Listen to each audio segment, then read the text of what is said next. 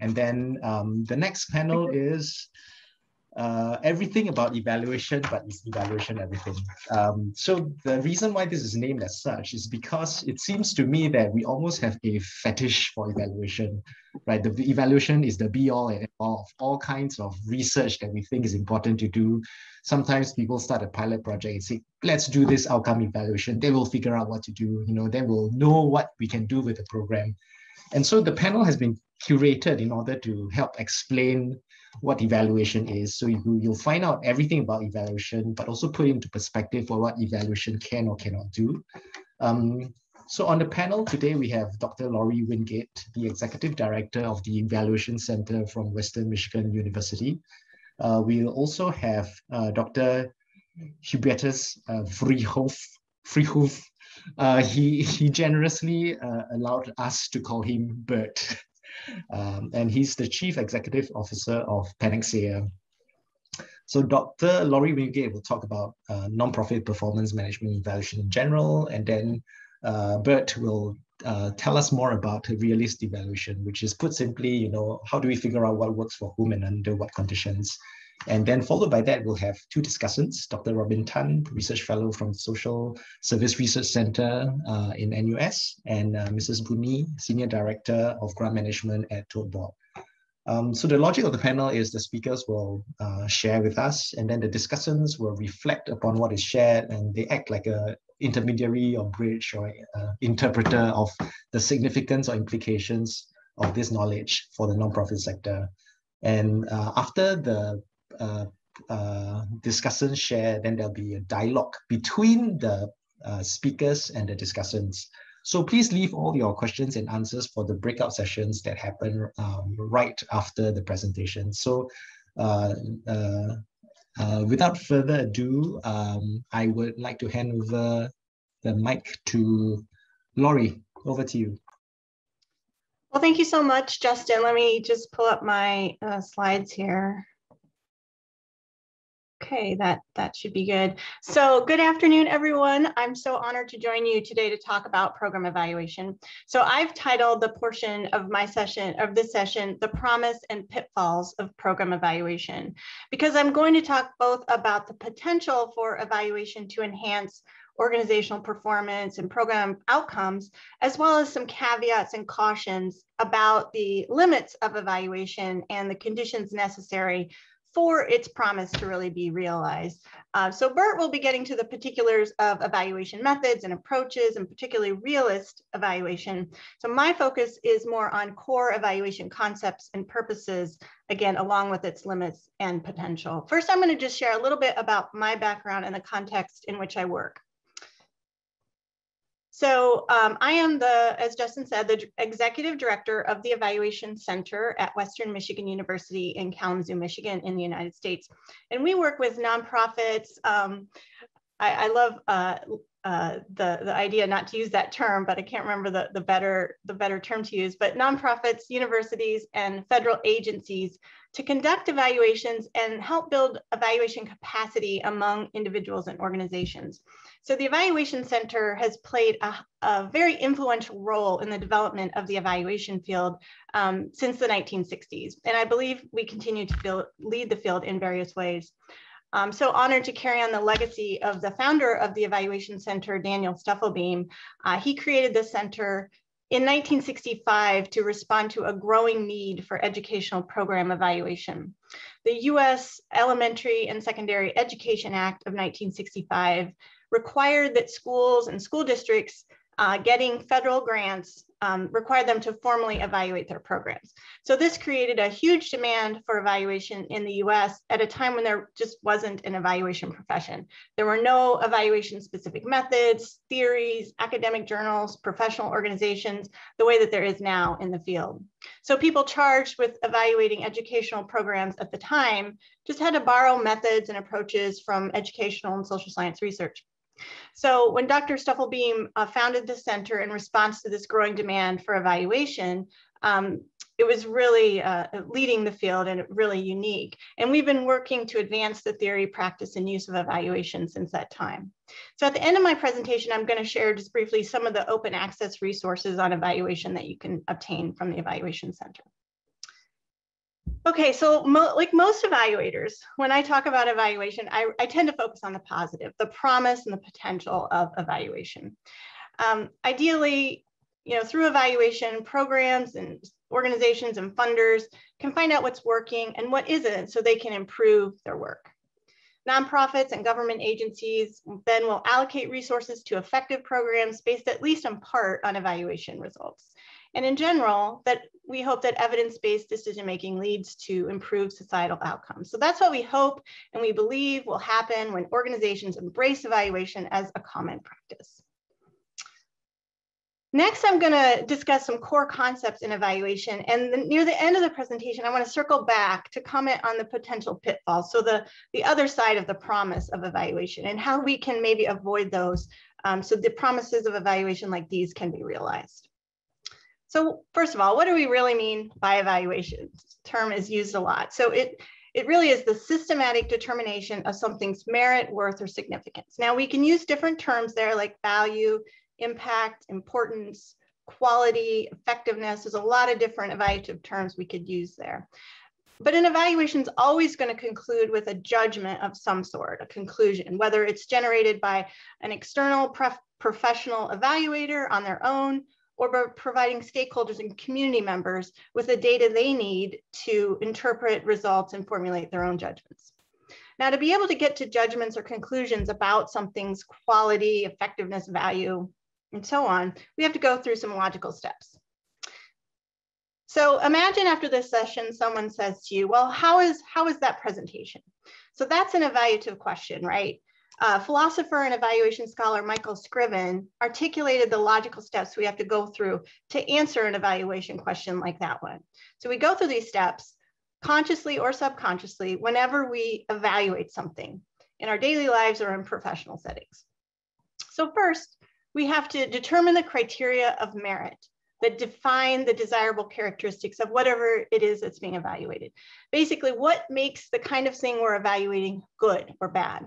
What characteristics or aspects of its performance do we need to consider in order to evaluate it? For example, when evaluating a presentation, you might say the criteria would include the relevance of the content and the quality of the slides, among other things. So that's the first step.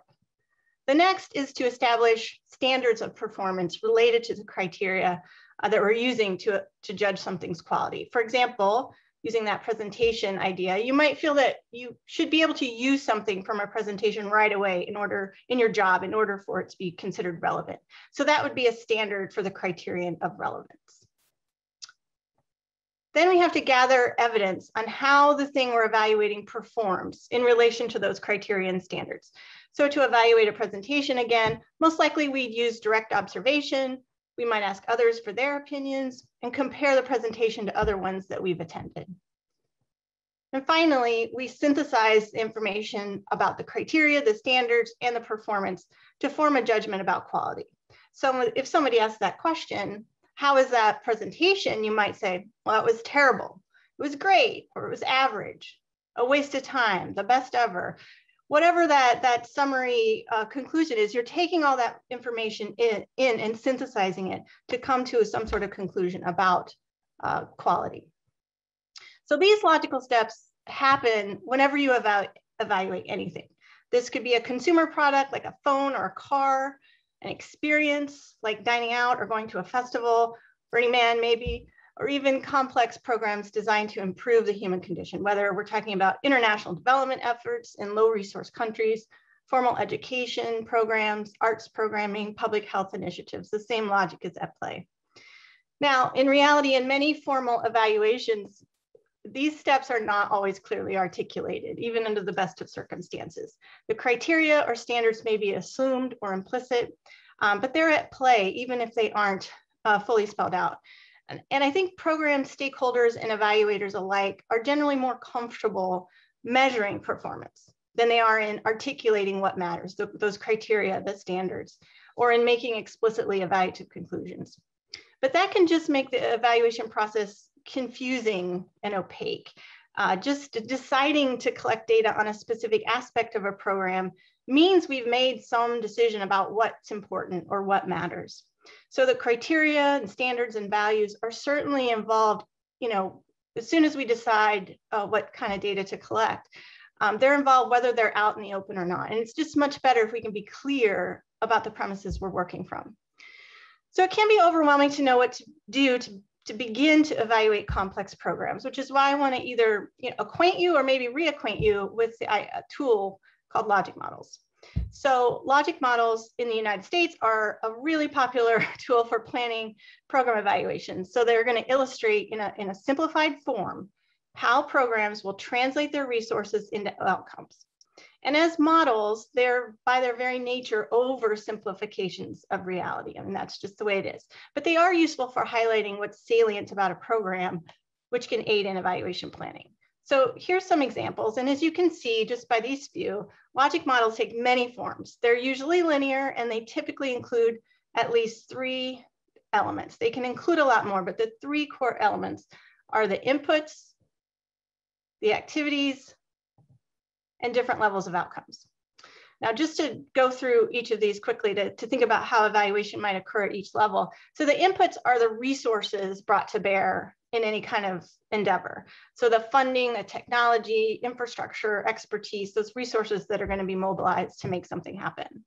And at this level, evaluative activities like needs assessments, context evaluation, input evaluation can help organizations answer questions like, what are the most pressing needs in our context? How should we use our resources for optimal impact?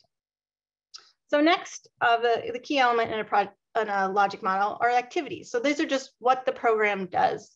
It includes any services that are being delivered, any materials being developed, whatever it is that's being done with the intention of bringing about certain outcomes. The evaluation of program activities can answer questions about how well a program is reaching its intended audience, what program participants or service recipients think of the program, and what's the overall quality of services and products. So these fall under the umbrella of process evaluation. And outcomes are just what happens as a result of program activities. And by their very nature, organizations are going to have less control over outcomes than they do with program implementation and activities. And outcomes are going to include any kind of change that occurs immediately, in the long term, in the midterm. They can include changes for individuals, organizations, communities, society at large. It really depends on the nature of the program and its intent. So evaluation at this level can address how program activities lead to changes in what individuals know, think, or do, to what extent those immediate outcomes lead to more downstream changes, and are these sustained? To what extent does the program affect the situation that initially led to its creation, assuming that there was some problem or some opportunity that spurred the creation of the program? So, of course, these outcome evaluation questions are more challenging to answer the further out in terms of time and impact those outcomes of interest are. And the more challenging it is to track the outcome back to a particular intervention. And so Bert's going to talk about how realist evaluation approach can be used for outcome evaluation, and I will just leave that to him. So evaluation can be applied at any of these levels, whether in isolation, but ideally evaluations are going to look at both activities and outcomes so they can be linked and conclusions can be made about program effectiveness. The idea is that if organizations regularly evaluate their work across levels, and use what they learn to improve their programs and inform decision-making, those programs will be increasingly impactful for the benefit of communities and society at large. But it's not always so straightforward, which I'm going to speak to some common pitfalls of evaluation. So one common mistake is to only look for high-level outcomes. While those long-term outcomes might really be the most important ones, if we jump right away to those and don't find the impact we're hoping to find, then we're not going to know why. So if we didn't also examine the linkages between activities and the more near-term outcomes. For example, if we were to evaluate an outreach campaign to increase vaccination rates, and we find that that target, the goal wasn't reached, it would be really helpful to have data that would speak to why. So did key audiences receive the message as intended? Were the clinics at reasonably accessible locations and times, were certain segments of the population more or less influenced by the campaign.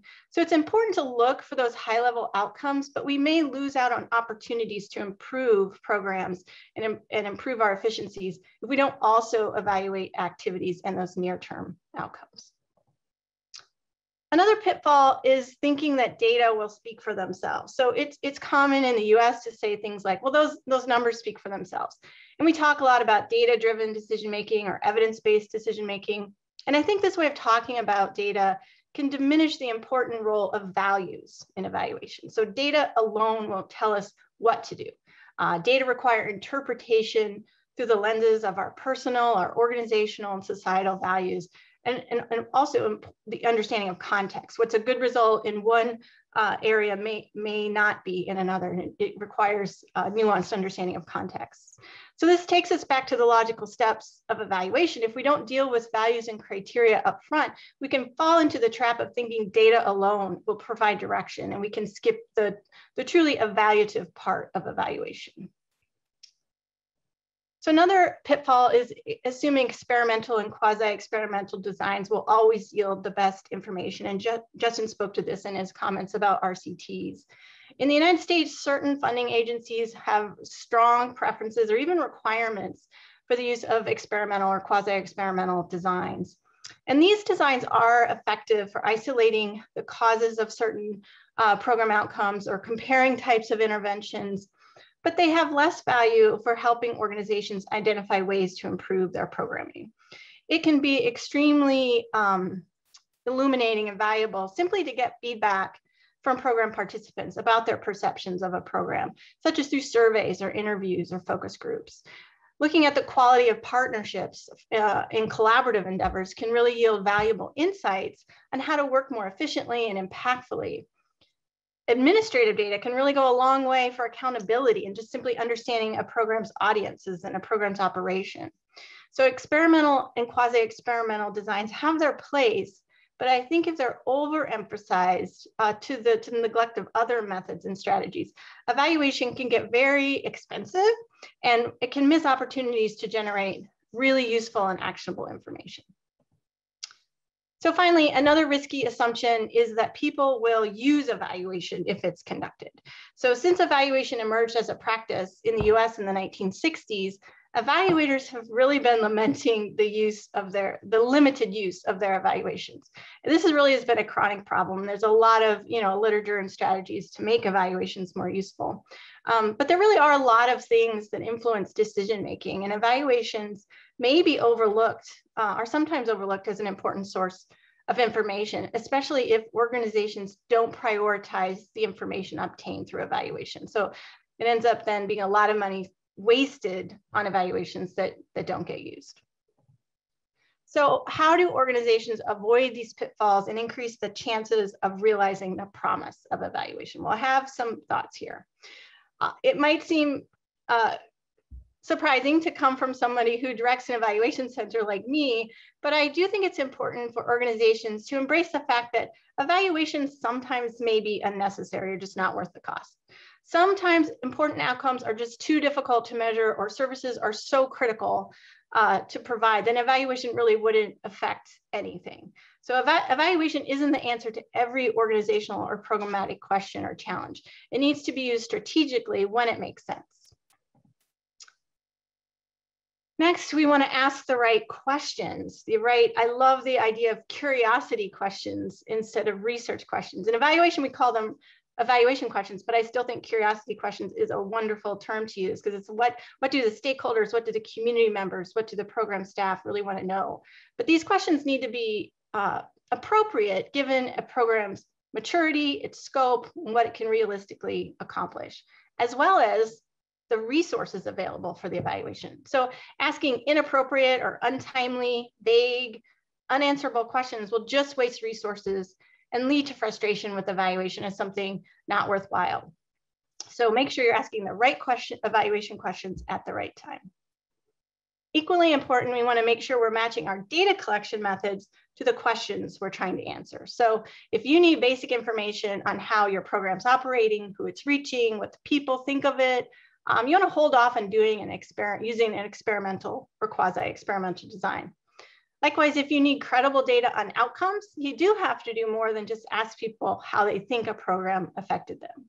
So these second and third points go hand in hand. Ask the right questions and align your data collection strategies and designs to those questions. So finally, to help ensure that evaluation gets the attention it requires and that evaluation findings are used, it's really important to cultivate and nurture organizational commitment to learning, to using data, and continuous improvement. So organizational staff at all levels need to buy into evaluation, to seek out feedback, and not be afraid of constructive criticism. And they really need to be using data on a regular basis. Otherwise, evaluations will be commissioned and then not used.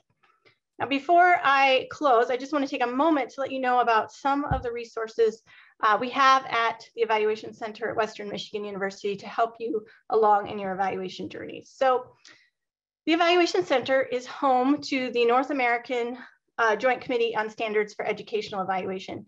Since 1981, this committee has been developing and revising standards for educational program evaluation. So there are 30 standards that define evaluation quality across domains of utility, feasibility, propriety, accuracy, and accountability. And many regions and countries across the world have used these standards as a foundation for their own evaluation standards and principles. We're also home to the Evaluation Checklist Project. We have 28 checklists developed by evaluation experts that really distill key elements of evaluation theory and practice wisdom. And they span a wide array of topics, from using specific approaches to evaluation budgeting and developing evaluation indicators, a lot of different topics. I co-authored 2 of them, so one on evaluation questions and one on evaluation reporting. The center is also home to an evaluation capacity building project funded by the U.S. National Science Foundation. It's called Evaluate.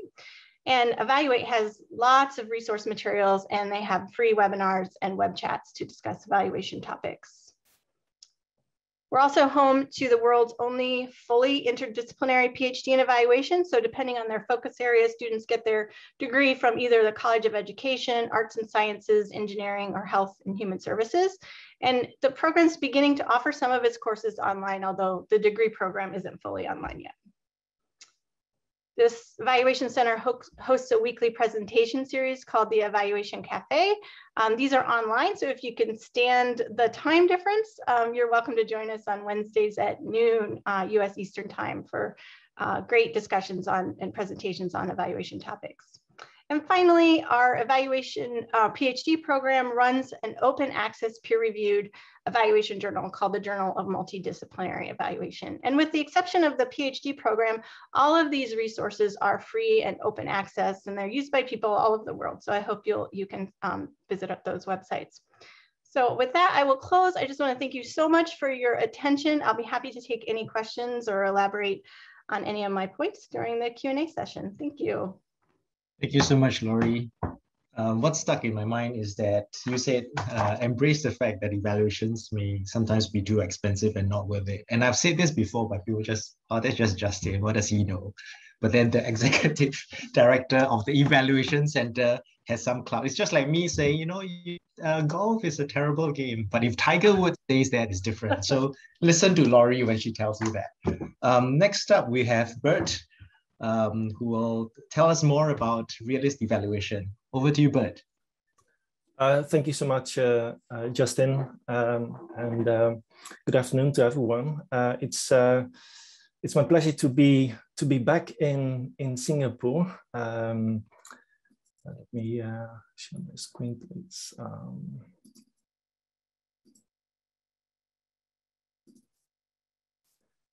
Go. Yeah, so it's my pleasure to be back in Singapore. I was with the National University of Singapore between 2012 and 2017, as well as with the National University Health System. And from 2017 onwards up to today, I have the pleasure to work with the South Foundation and Temasek, as well as with Sing Health, in performing realist evaluation, as well as providing workshops. these days, I am indeed, so when I moved back from Singapore back to the Netherlands, I joined Panacea, which is a university spin-off, and it's an organization involved in evaluation and research of both technical and as well as social innovations within healthcare. And we perform research and evaluation projects, not just in the Netherlands, but other European countries, North America, as well as I just mentioned, in Singapore. Yeah, what works for whom and under what conditions? I suppose that is what realist evaluation is all about. It's gaining a deeper understanding of complex interventions instead of knowing whether an intervention works or not. Let me please elaborate on this by addressing these three questions. What is realist evaluation? When to use realist evaluation? And what is needed to conduct realist evaluation? And I suppose what is always helpful is to provide you two examples of realist evaluation of nonprofit programs in Singapore. And then I will close with providing you a few take-home messages. What is realist evaluation? This cartoon illustrates, as you perhaps recognize, the falsification principle as defined by Karl Popper.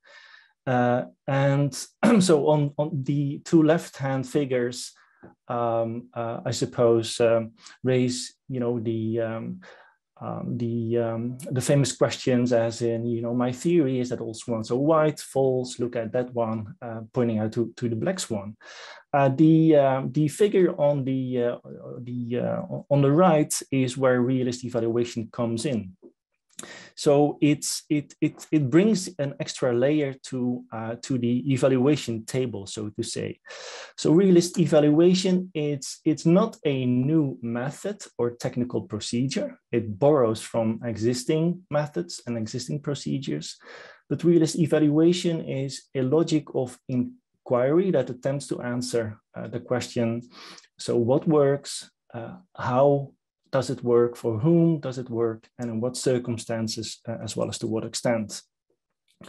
So realist evaluation aims to improve the understanding of how and why, especially complex interventions, work or do not work in particular contexts. So also very helpful in terms if you decide to implement a program, or if you test a program in one context, but if you're aiming to implement or disseminate the program, if found successful, to other contexts.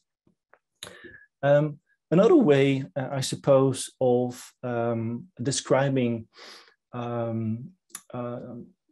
the essence of realist evaluation is to compare realist evaluation with the traditional randomized controlled trial. So Justin already mentioned that often if we think about evaluation or research, people point out to RCT being the gold standard in evaluation.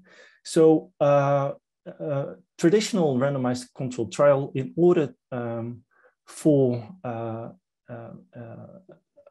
randomized controlled trial to identify whether an intervention works under ideal circumstances, it uses often a single-arm trial. It focuses on outcomes, so quantitative data, in order to ascertain whether, all things being equal, an intervention is efficacious. Realist evaluation then,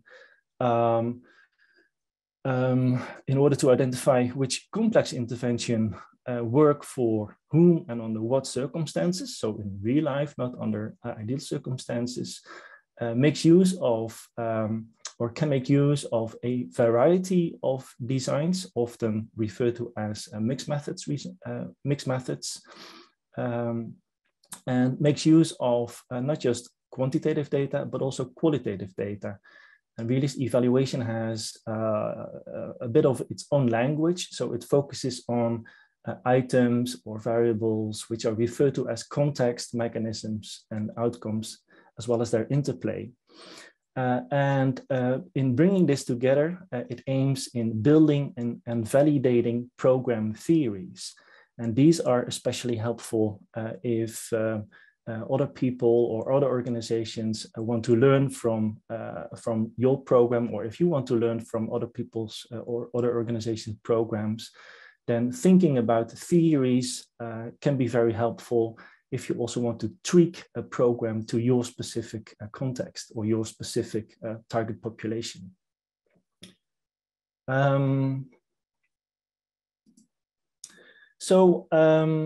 As I already mentioned, Realist Evaluation is a member of the family of theory-based research. And theory-based research always starts by clarifying the program theory. And in terms of realist evaluation, a program theory looks like either one or a couple of statements, often referred to as configurations. They go like, if we do X, Y will happen because, and then the explanation will help you to understand why Y happened, or if it didn't happen. And this is done by focusing on 4 basic research questions. So Realist Evaluation aims to answer the question, for whom will the program work and not work, or not work, and why? Secondly, in what context will the program theory work or not work, and why? The third question Realist Evaluation is looking at is identifying the main mechanisms by which we expect the program theory to work. And here, mechanism is not the same as an activity or a building block of a program, but mechanism is what makes people to act differently. So if you have designed a program, if you have your building blocks, mechanisms are the soft variables which make people do things different than they were used to do before the introduction of a new program. Of course, Realist Evaluation is also interested in looking at what outcomes can be seen if the program is implemented successfully.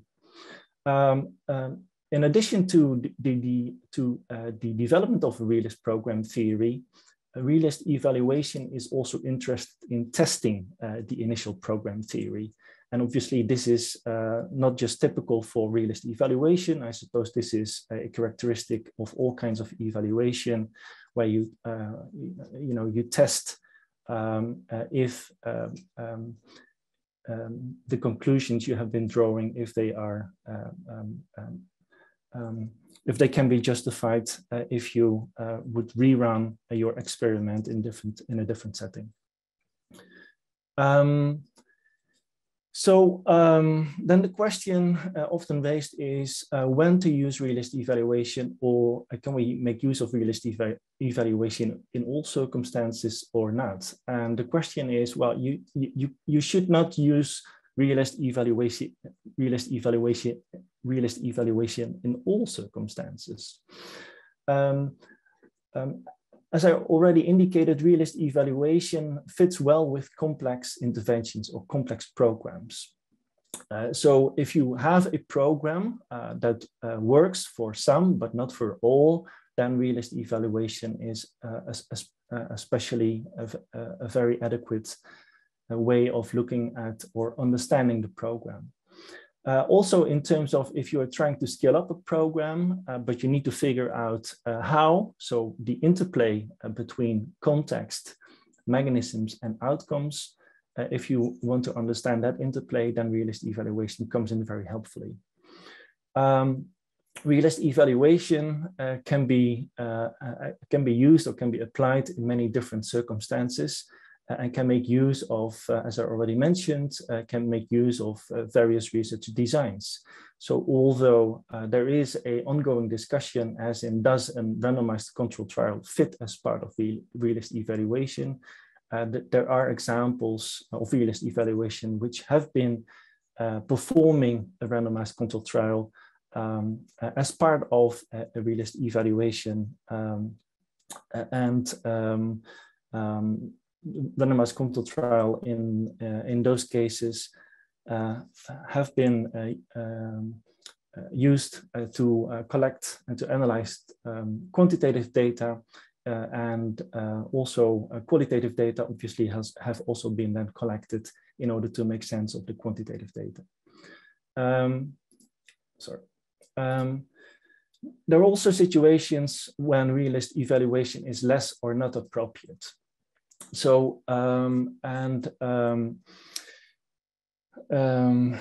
in case the how, why, and where the program works is already well understood, you don't really need to perform realist evaluation.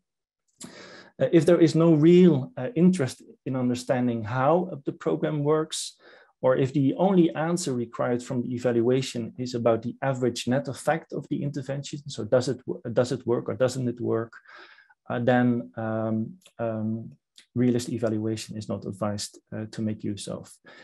Also, when programs are generally simple and where one size really does fit all, you can better make use of this successionist evaluation approach.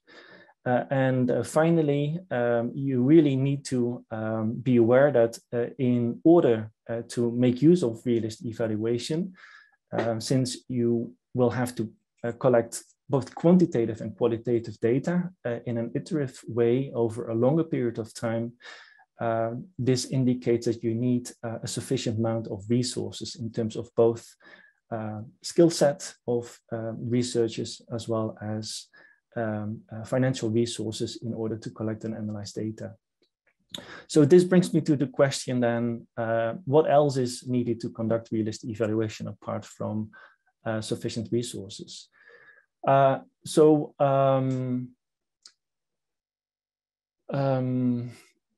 policy and the program staff, they need to understand the role and value of program theory. That is very helpful.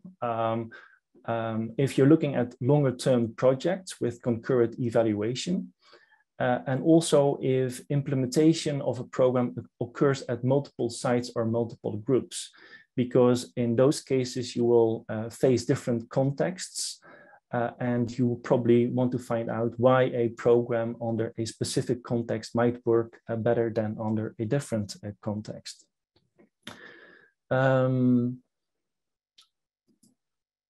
As I already mentioned, adequate resources relative to the program size and its complexity are helpful.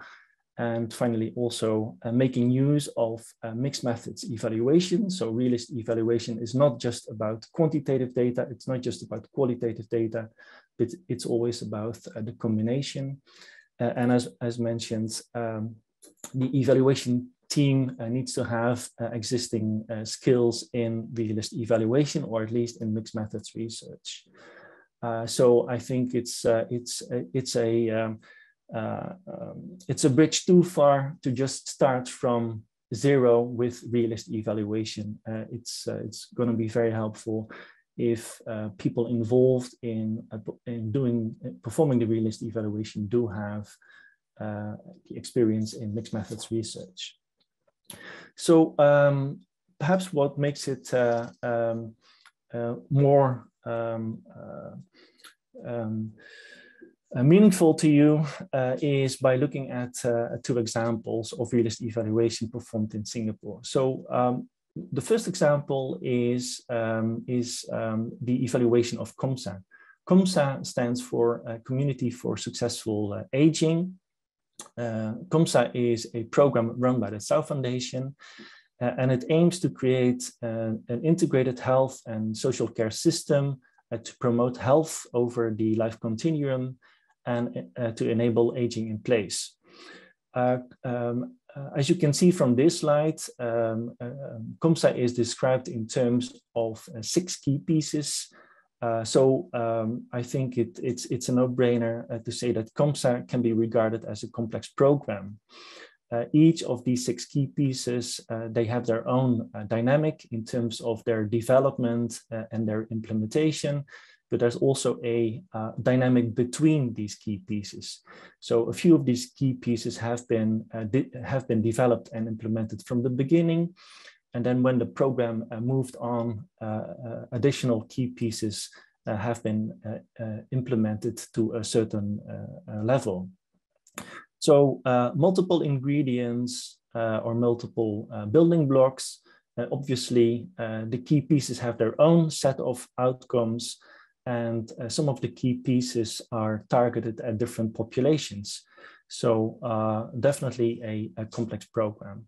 So in terms of evaluating such a complex program, a randomized control trial would not be the best design in order to find out how does this program work, for who does it work, or for who doesn't it work, and why does it work if it works. So Panacea was commissioned to work with South Foundation in order to perform a realist evaluation with the aim to build an initial program theory for the development of integrated care for older people, as well as to examine the processes and experiences of various stakeholders involved in the development and implementation of COMSA. So we were looking at 3 study objectives. One was to describe the context, mechanisms, and outcomes as identified by the individual stakeholders. 2 was to examine the relevance of context, mechanisms, and outcomes. And 3 was to distill an initial program theory. So what we did was we made use of various data streams. So we started to perform interviews to identify the different items under the realist evaluation paradigm. Then we made use of a survey in order to establish the relevance of those identified items among a different group of stakeholders. And then we held a workshop or kind of a group discussion with the senior management of South Foundation in order to distill the initial program theory. So from data collection and data analysis, and this is just a very brief overview of some of the findings. 63 items were identified, of which 27 were referred to context items, 17 to mechanisms, 19 to outcomes, and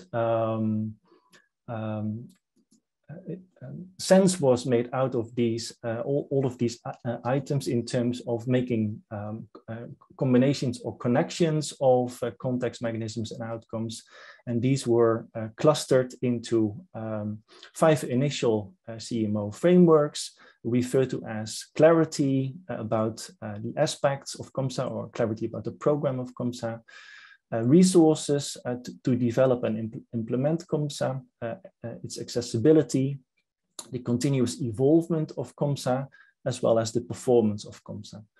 And just to give you an example of one such CMO framework related to the clarity of the aspects of COMSA.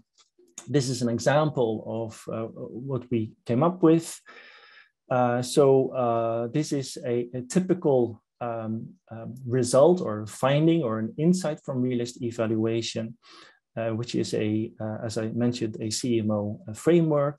So it goes as follows: if care providers and community leaders understand their new roles under the COMSA program, and if they trust the new collaboration, integration of care becomes more accessible for frail older people in WAMPA because care providers and community leaders together will be more involved in COMSA. So from this statement, two mechanisms, or as part of this statement, you can see trust and clarity as the two main mechanisms, which without trust and clarity, collaboration between care providers and community leaders is not going to happen, or not going to happen until the extent that you wish to see collaboration happen. And also care providers and community leaders in this under this framework can be identified as important resources in order for the program to make it accessible and to make sure that people are actually able to make use of the COMSA program. In addition to phase one, we are now performing phase two of the evaluation. So apart from the initial development of CMO configurations, we are now testing these CMO configurations. So this is an ongoing part of the evaluation. So we are making use of insights from similar programs elsewhere. We are collecting data among stakeholders. So again, various data streams, making use of surveys, interviews, and focus group interviews. As I said, we just collected, or we are at this moment collecting data by making use of the surveys, with the individual interviews and focus groups being scheduled for the coming months. Then very briefly, a second example. This is an example of evaluating one of the regional health systems. Initially, Singapore had 6 regional health systems. Now, these days, you have 3 regional health systems. So this was still at the time when Singapore was looking at 6 regional health systems. So a regional health system, if you think about COMSA being a complex program, then a regional health system is a real complex program because it tries to link up all kind of services within all kind of healthcare services within a particular region. So acute hospital, step-down care, primary care providers, social services, and community partners are being linked up. And the idea is that by linking them up, by making sure that these services work together, ultimately more effective and more cost-effective healthcare can be delivered for a particular population living in such a region. So a group of researchers from NUS and NUHS was commissioned to study how and for whom the RHS by NUHS works, whether it improves healthcare utilization outcomes, care experiences, and reduces healthcare costs or not, and why, if such outcomes would happen, why these outcomes would occur. The idea was making use of a realist approach, and this realist approach was designed as follows. Once again, this is, I think, this characterizes the process of realist evaluation.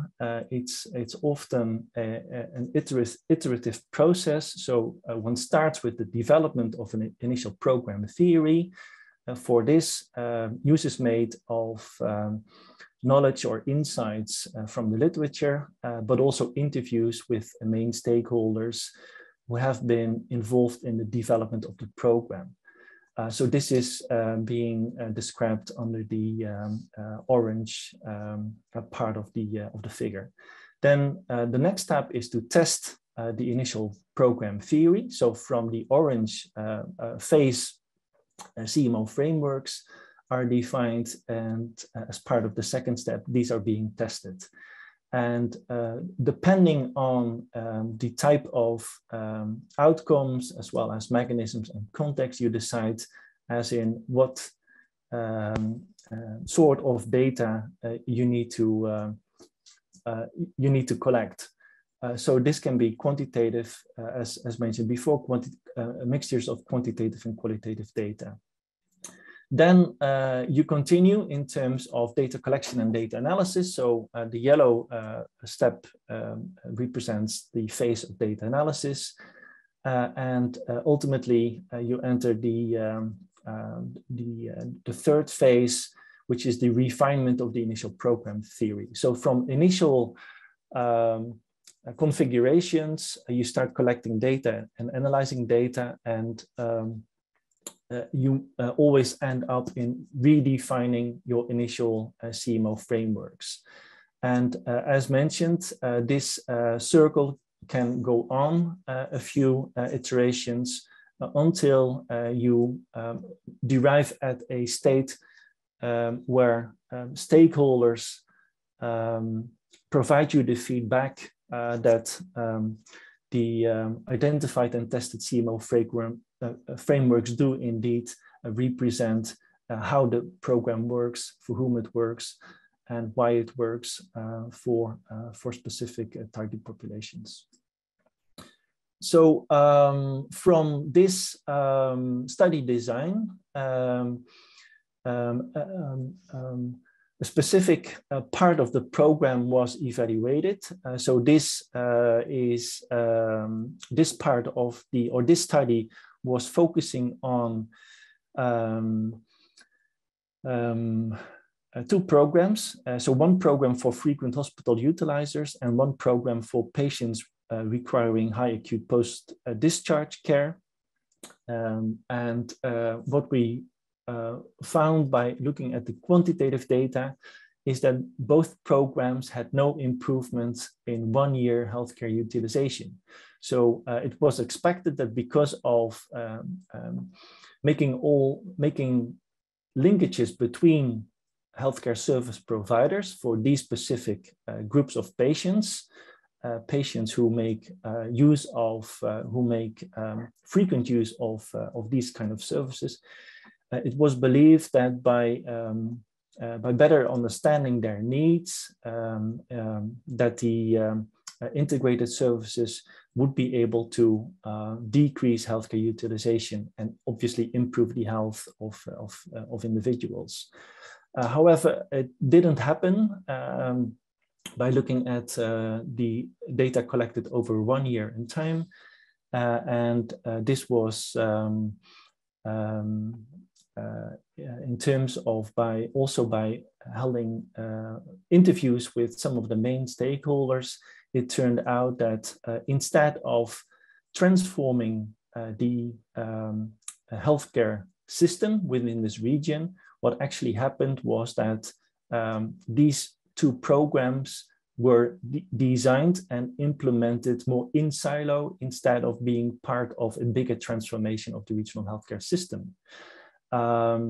So we ended up by advising the NUHS leadership that for this transformation to be effective, much more needs to happen in terms of also changing culture and changing all kind of agreements between service deliveries and not just focusing on two individual programs.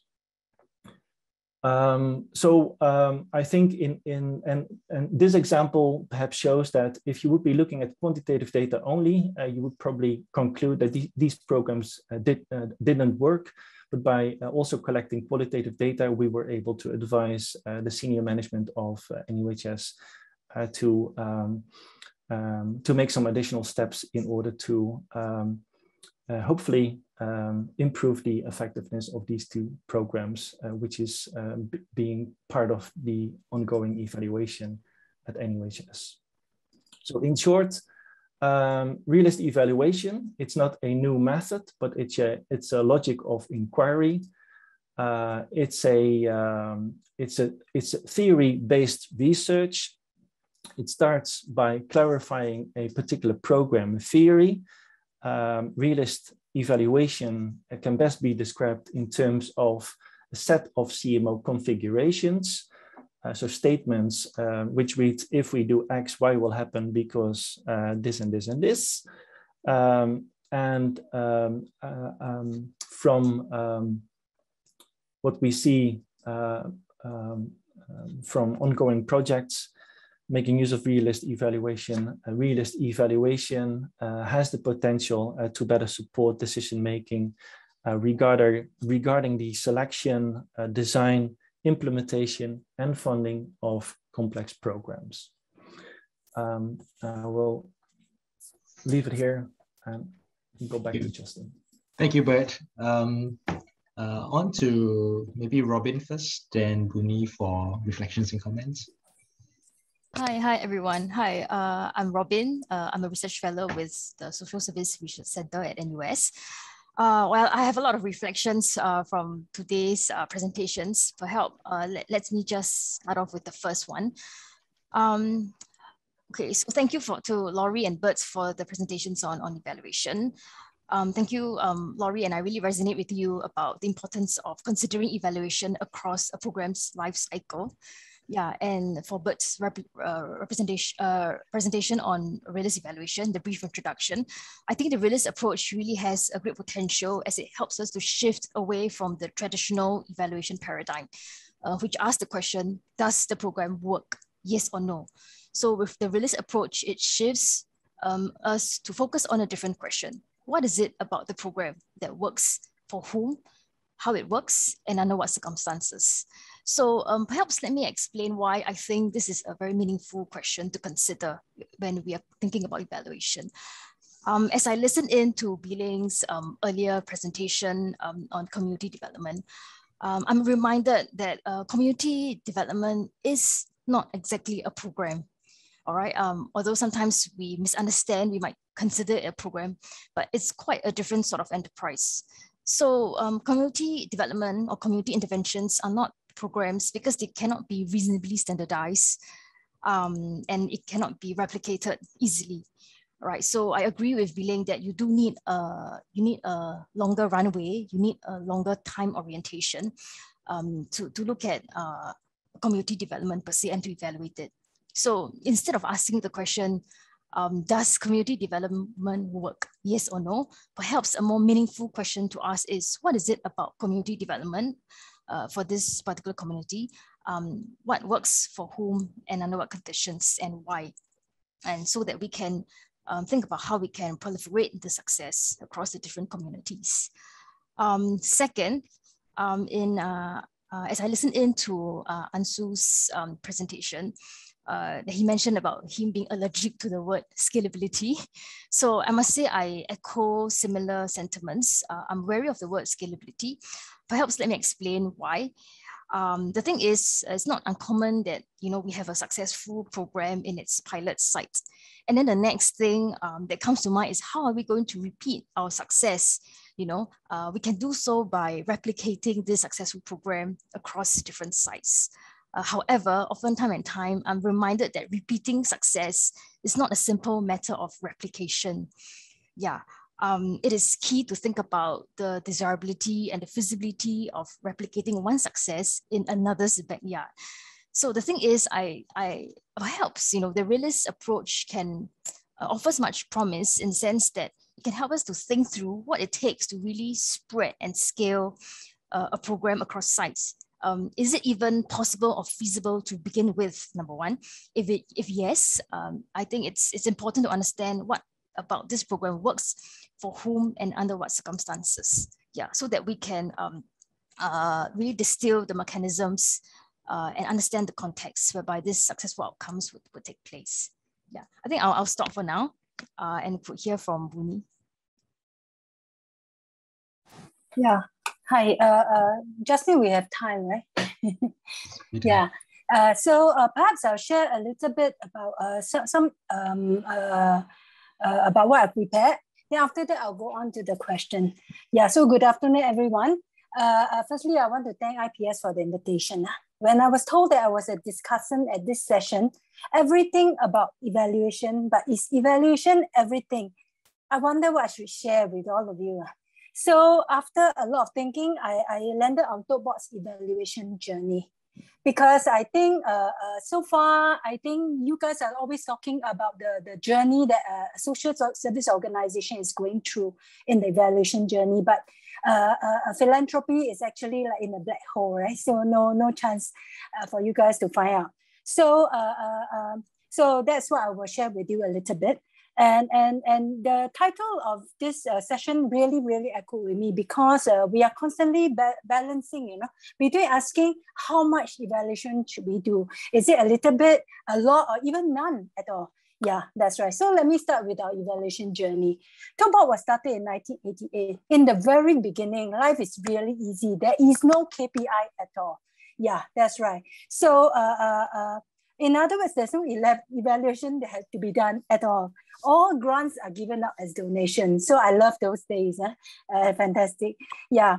At some point, we realized that there's a need for us to figure out how our funds had been used. So we started collecting some output data.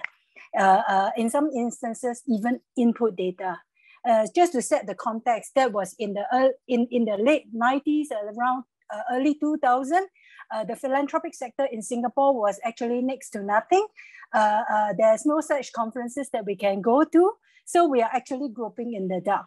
Yeah. In fact, the word evaluation was never even heard of. Yeah. So in around 2008, 2009, we realized that seeking output data is not sufficient anymore, because we want to know how our fund had changed lives. Yeah. So I'm sure the other philanthropic organizations also felt the same way. So that's the beginning of TalkBot's outcome measurement journey. We actually brought in overseas consultants to build internal capabilities, as well as teach the nonprofit sector how to set outcomes, conduct master classes. We work closely with our grantees and partners, started with some pilots in the beginning, and then slowly over time, that we actually making the word outcomes to become part of the vocabulary of the not-for-profit sector. Yeah. And for those of you who have journeyed with us during those times and after that, thank you for your patience and partnership. Today, I'm very happy to say that we're able to set outcome indicators for most, if not every, of our grants. But it is not for setting outcomes sake, Yeah, like what my chairman had mentioned earlier, is to know that what is our impact of the program and our funding. In fact, over the years, we have seen a positive trend of partners naturally developing outcomes in addition to output. We also strongly encourage outcome evaluation, and TalkBot will fund them. To comment on D-Link's question on outcomes for and by whom just now, a question. TalkBot is very mindful of that. That's why we always believe that outcome must be bottom up. That's right. The question, the outcome must be set by you, the people who are doing the work. And we merely ask the question to nudge you, hopefully, in the right direction. Yeah. More recently, in the last few years, in addition to outcome evaluation, we also started looking into impact assessment and quantification of our funding. But this, we only do it very strategically and selectively, like what Bert and Laurie talked about. The fact that it's costly for us to make such investment, because they are not only cost intensive, it's also manpower intensive. And just to give you a few examples, that we are now closely working with the National Council of Social Service on an impact study on the TalkBot Social Service Fund, as well as we recently completed, in partnership with SG Enable, SROI, Social Return on Investment study on our TalkBot Enabling Lives initiative. So as you can see, it has been a learning journey for us, a lot of pitfalls in between. And our journey for evaluation is really for better efficacy of programming, as well as learning, in addition to being, we are public funder, so the accountability is also very important to us. Yeah, so a little bit of advertisement. Going forward, as part of our forward plan, in the immediate future, TalkBot intends to deepen our discussion with partners and work collaboratively with partners in the sector in the area of outcome management and longer-term sectoral impact. One effort that we're currently undertaking is to refresh our evaluation framework towards a more holistic impact and outcome management framework. So hopefully through this effort, we can develop a common understanding of impact evaluation to uplift the capabilities of the not-for-profit sector in Singapore. So I look forward to more conversation on this going forward. Okay, so now I will go to the question. So my question is a very simple one. Evaluation, having heard Bert, I appreciated the depth and rigor of realist evaluation, and I also understand what Laurie is talking about. But actually, from a grant maker's perspective, our question is that what is the right level of expenditure that we actually have to spend on each evaluation, for example? If let's say I'm going to put a $50,000 investment into a project, do I then spend $10,000 for evaluation? Does it make sense? Or is there a ballpark figure that I can play around with? It's actually a very practical issue. And I believe not only we asking this question, I'm sure the rest of the philanthropic organization and even some of the social service organization are also asking that question. So maybe the first question. Thank you. Yeah. Justin, back to you. Maybe Laurie or Bert can comment on if a program costs 100K, what's the proportion it should go for evaluation, let's say? How many % of program funding could be proportion for evaluation? I can speak to that first. That's a question that I got often as the director of an evaluation center, as well as a project that was focused on evaluation capacity building. We'd get a lot of phone calls to say, we need an evaluation, how much will it cost? And the grantees that we serve from the National Science Foundation who have to build evaluation in their projects always want to know how much it's going to cost. And it is a really important and a really practical and a fundamental question. And we have a rule of thumb, but it's just a guideline, which is 10%. So whatever it's going to cost for you to do the work of the program, to allocate approximately 10% to evaluation. But that's really just a place to start, because the real answer is it depends on what you need, what kind of evaluation you need, how complex it is, the kind of expertise that's needed, how long range it is. So it always depends on what's needed, but that's an unsatisfactory response for a lot of people who are trying to put together a budget. We're trying to grapple with like how much is reasonable to spend. So that's the ballpark figure that we get, is to start at 10% of the program implementation costs, and then really figure out if that's what you need. So that's my response, and that's what the advice I give in my context. Thanks, Laurie. Any advice from you, Bert? Would you agree with 10%?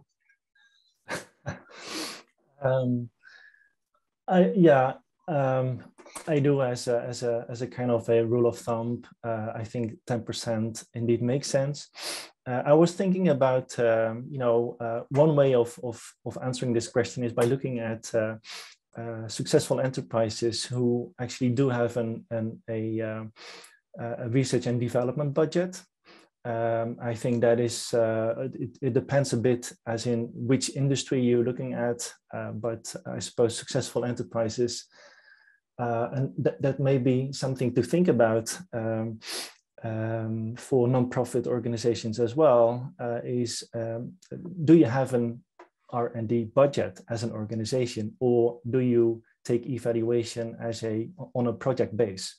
So I think apart from the 10% on a project base, I think if you're looking at long-term development, long-term or longer-term innovation of your programs or your services, I think it's worthwhile to think about having an R&D budget as an organization instead of going from project to project. Thanks. We don't have much time, so I really wanted to bring the panel's attention to the next part, which is on using common metrics or standard indicators, a lot of the large funders in Singapore face a pressure to demonstrate some kind of overall outcome. They fund many different types of programs implemented by multiple different types of agencies across sometimes different sectors. And there's always this pressure to, this is what we're showing. And there's this temptation to use a standard set of metrics to measure across different programs. Would you have any advice on, what the trade-offs to that might be? Yeah, perhaps if I may add on to Justin's question, this really brings to mind is what is the purpose of evaluation? And one end of the spectrum, we have evaluation for accountability and legitimacy, largely driven by funders. And on the other hand, you have evaluation for learning and improvement. All right, so the question is, and the dilemma is, are these two at odds with each other? Yeah, and the thing is, if we are thinking about evaluation for accountability and for legitimacy, we would design it quite differently from evaluation for learning and improvement. For example, Billing mentioned learning conversations. Yeah, so that's perhaps very powerful for learning and improvement.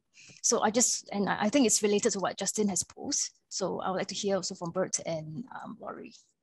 I'm sorry, Robin, let's ask the other question, priority. Do defense companies, do defense organizations, do education ministries have to have the same kind of accountability as communitarian upground work? Thanks for that question, Eugene, but maybe we'll take that in the breakout session. We'll get Laurie and Bert to answer this, then we'll go to breakouts. Laurie?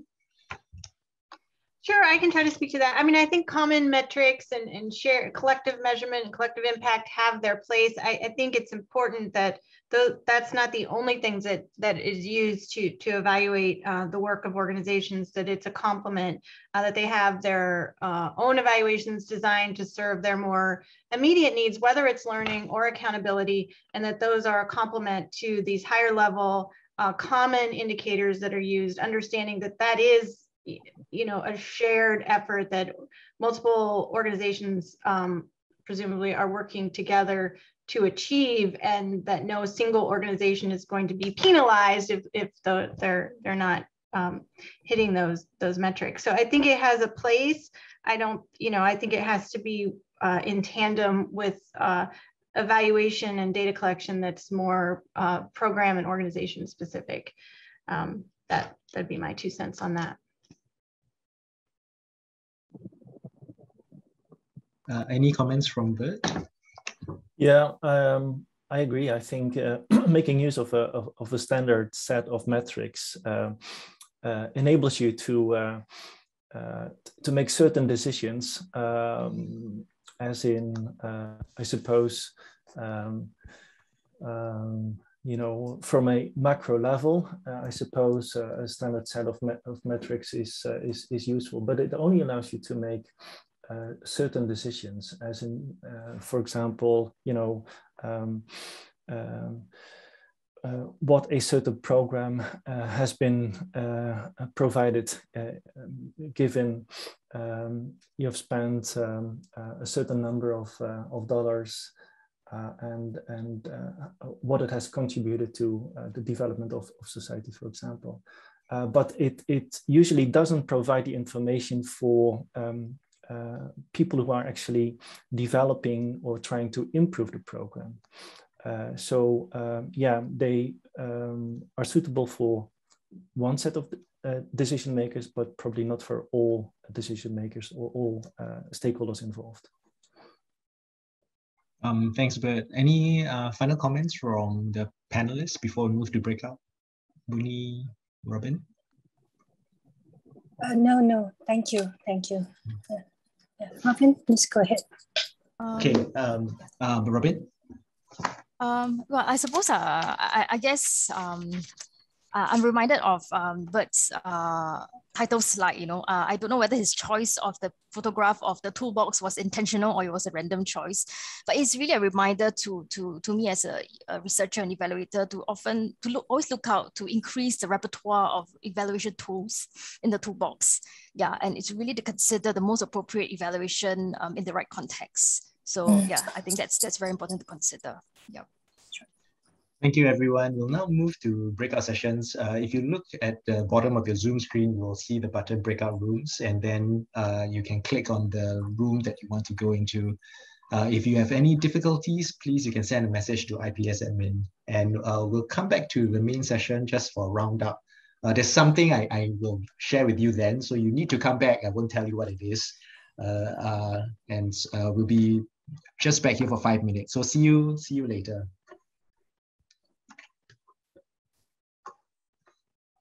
Welcome back, everyone. I hope you had a productive conversation in your breakout room.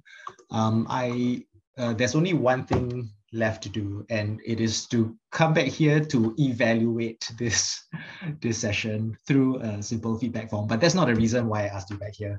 The reason is because we, after the conference itself, we plan to roll out an OP poll. OP is a kind of polling platform, and we want to solicit your views on the kinds of opinions and statements that you having heard the conference, you now feel that you want to understand the positions and opinions of your peers.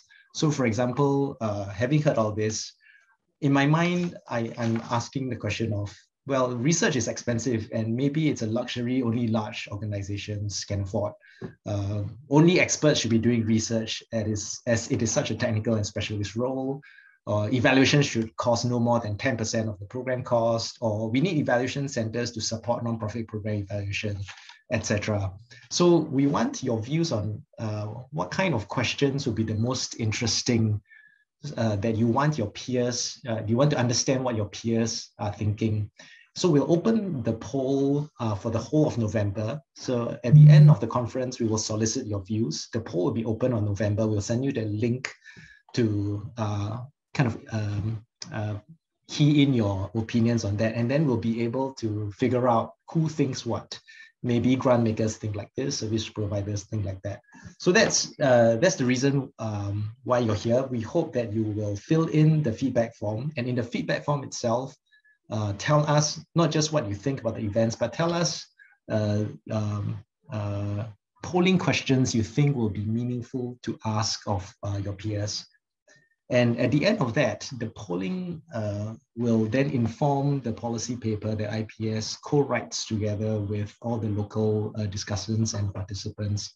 The policy paper really is to, having gone through this learning journey, try to articulate now, how do we then build the research and evaluation capabilities of the nonprofit sector? And so that's all from me. Please, I think in the chat, you can find a link to the feedback form. And also, I think our admin will start flashing the QR. That we come to the end of this first day of the conference. Tomorrow, please join us.